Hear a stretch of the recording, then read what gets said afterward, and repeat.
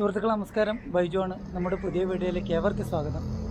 ഞാനിപ്പോൾ ഉള്ളത് ചെന്നൈയിലാണ്. ഇവിടെ എത്തിയിട്ട് 2 ദിവസമായി. ഒരു ദിവസം ഫുള്ളായിട്ട് റൂമിൽ റെസ്റ്റ് എടുത്തു. രണ്ടാമത്തെ ദിവസം മെല്ലെ ഒന്ന് പുറത്തിറങ്ങാൻ തുടങ്ങിയിട്ടാണ് ഉള്ളത്. ഇവിടെ ധാരാളം സ്ഥലങ്ങൾ കാണാനുണ്ട്. എങ്കിലും 2-3 സ്ഥലങ്ങളിൽ പോകണമെന്നാണ് ഞാനിപ്പോൾ വിചാരിക്കുന്നത്. അതിലാദ്യ സ്ഥലത്തിലേക്ക് പോകുന്ന വഴിയിലാണ് ഞാനുള്ളത്. Cent Thomas church. ചെന്നൈ നഗരത്തിൽ തന്നെ ഒരു കുന്നിൻ്റെ മുകളിലാണ് ഈ ഒരു ചർച്ച് ഉള്ളത്. 17-ാം നൂറ്റാണ്ടിൽ നിർമ്മിച്ച മനോഹരമായ ഒരു ചർച്ച് മുകളിലുണ്ട്. ഇനി നമുക്ക് ചർച്ചിലേക്ക് പോവാം. നമ്മളെ നാട്ടിലെ മലയാറ്റൂർ പള്ളി പോലെ ഈ ഒരു പള്ളിയും ഒരു കുന്നിൻ്റെ മുകളിലാണ്. ഞാനിങ്ങനെ പള്ളിയിലേക്ക് കയറാൻ തുടങ്ങി. 1726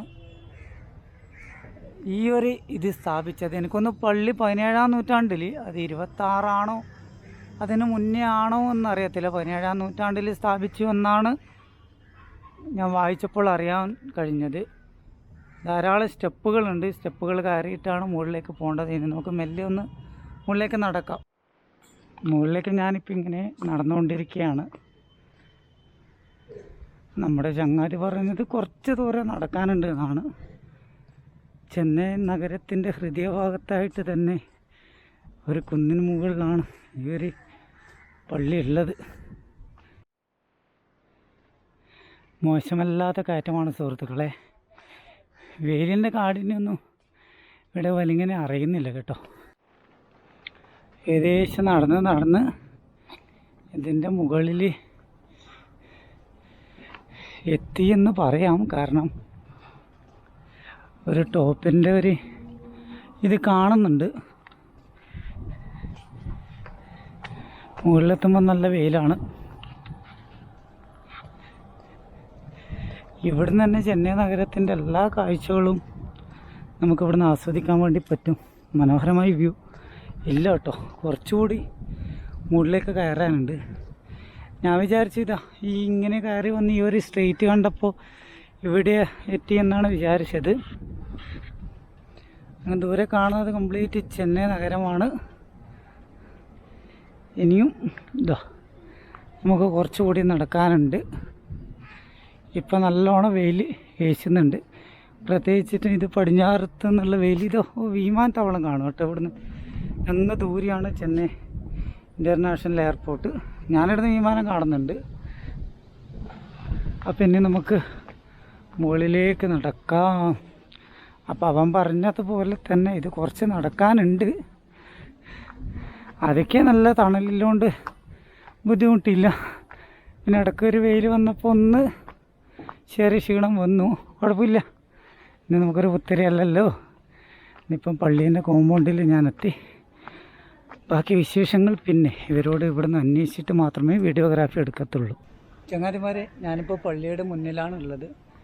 ഞാൻ ഇവിടെ ഇവരുടെ ഓഫീസിൽ ഞാൻ ചോദിച്ചു. അപ്പോൾ വീഡിയോഗ്രാഫി ഫോട്ടോഗ്രാഫി അലൗട്ടഡ് ആണ്, അതിന് പൈസ വേണം. ഇപ്പോൾ വീഡിയോഗ്രാഫിക്ക് 50 രൂപയാണ് വാങ്ങിച്ചത്. അതിന് ടോക്കണുണ്ട്. ഇനി നമുക്ക് പള്ളിയുടെ ഉള്ളിലേക്ക് പോവാം. ഉള്ളിലെ കാഴ്ചയിലേക്ക് പോകാം. ധാരാളം ആൾക്കാരുണ്ട്. അപ്പോൾ ഉള്ളിൽ നിന്ന് സംസാരിക്കാൻ പറ്റത്തില്ല. നമുക്കുള്ളിൽ നിന്നുള്ള വിഷ്വൽസ് നമുക്കൊന്ന് ഷൂട്ട് ചെയ്യാം. ഓക്കെ സുഹൃത്തുക്കളെ, ഈ ഒരു പള്ളിക്ക് മറ്റൊരു പ്രധാനപ്പെട്ട പ്രത്യേകത കൂടിയുണ്ട്. എന്തെന്നാൽ എൻ്റെ ഒരു യാത്രാവേളയിൽ നമ്മൾ തൃശ്ശൂർ പാലയൂർ സെൻറ്റ് തോമസ് എന്ന് പറഞ്ഞൊരു പള്ളിയുണ്ട്. അവിടെ ഞാൻ പോയിനായിരുന്നു. അവിടെ നിന്ന് അവിടുത്തെ അച്ഛനൊക്കെയായി സംസാരിച്ച് കുറേ കാര്യങ്ങൾ അവിടുന്ന് അറിഞ്ഞ് മനസ്സിലാക്കിയിരുന്നു. ശരിക്കും ആ ഒരു പള്ളി, പാലയൂർ പള്ളി, ഇന്ത്യയിലെ ആദ്യത്തെ ക്രിസ്ത്യൻ പള്ളിയാണ് പാലയൂർ പള്ളി. യേശുവിൻ്റെ 12 ശിഷ്യന്മാരിൽ ഒരാളായ തോമസ് AD 70 കാലഘട്ടങ്ങളിലാണ് ഇന്ത്യയിൽ ആദ്യമായിട്ട് വന്നത്. ആ ഒരു സമയത്ത് ആണ് ആദ്യമായി നിർമ്മിച്ചൊരു പള്ളിയാണ് ഈ പാലയൂർ പള്ളി. കൊടുങ്ങല്ലൂരിൽ മുസറീസിൽ കപ്പലിറങ്ങി അവിടുന്ന് വഞ്ചിമാർഗമാണ് പാലയൂർ എത്തിയത്. ആ ഒരു പള്ളിയുമായിട്ട് ഇത് ബന്ധമുണ്ട് എന്ന് ഞാൻ പറയാൻ കാരണം, അതിനുശേഷം തോമസ് പല സ്ഥലങ്ങളിലും പോയി പള്ളികൾ സ്ഥാപിച്ചിനായിരുന്നു. അവിടുന്ന് അവസാനമായി എത്തിപ്പെട്ട ഒരു സ്ഥലമാണ് ഈ ഒരു പള്ളി. ഈ ഒരു പള്ളി ശരിക്കും മൈലാപ്പൂർ പള്ളി എന്നാണ് അറിയപ്പെടുന്നത്. മൈലാപ്പൂർ സാന്തോം ബസിലിക്ക എന്ന പേരിലാണ് ശരിക്കും ഇതൊരു അറിയപ്പെടുന്നത്. ഇതൊരു ദേശീയ തീർത്ഥാടന കേന്ദ്രം കൂടിയാണ്. അങ്ങനെയാണ് നമ്മുടെ ഈ ഒരു യാത്രയിൽ വല്ലാത്തൊരു ബന്ധം ഉണ്ട്. അതായത് ആദ്യമായി സ്ഥാപിച്ച ഇന്ത്യയിൽ ആദ്യമായി സ്ഥാപിച്ച ആ ഒരു പള്ളിയിലും, കൂടാതെ തോമസ് ലീഹ മരണപ്പെട്ട ഈ ഒരു പള്ളിയിലും പോകാൻ വേണ്ടി പറ്റിയതിൽ വല്ലാത്തൊരു സന്തോഷം തന്നെയാണ് ഈ ഒരു യാത്രയിൽ. ഈ ഒരു പള്ളി ഗോതിക് രീതിയിലാണ് ഈ ഒരു പള്ളി നിർമ്മിച്ചിരിക്കുന്നത്.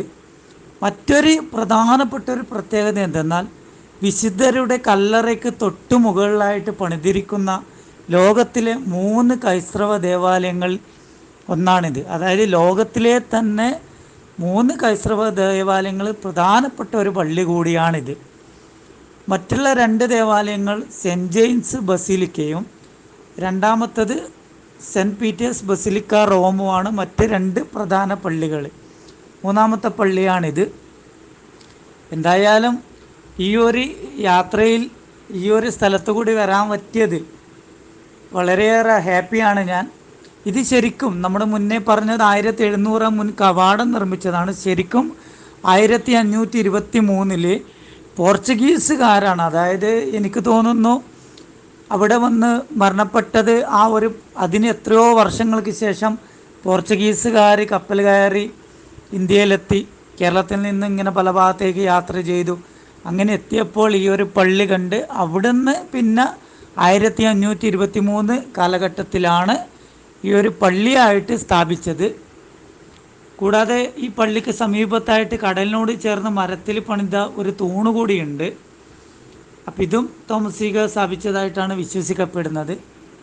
അപ്പോൾ എന്തായാലും വളരെ ഒരു ഹിസ്റ്റോറിക്കലായിട്ടുള്ള കുറച്ച് കാര്യങ്ങൾ അറിയുവാനും കാണുവാനും പറ്റി. കൂടാതെ മറ്റുള്ള ഏവരോടും ഒരു സജഷൻ കൂടി പറയുകയാണ്.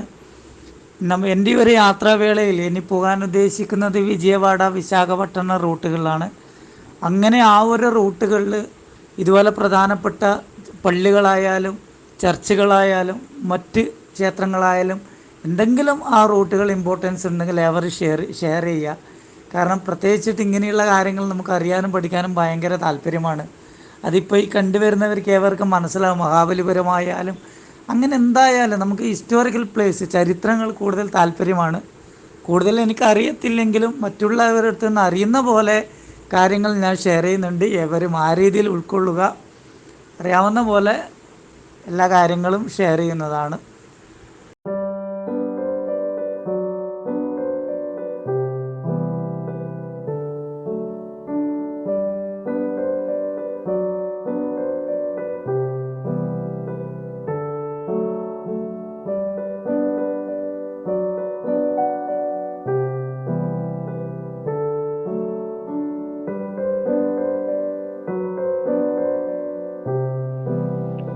ഇവിടെ പെരുന്നാൾ ആഘോഷം ഡിസംബർ 17, 18 തീയതികളിലാണ്. കൂടാതെ ജൂലൈയിലുള്ള ആദ്യത്തെ ഞായറാഴ്ചയും.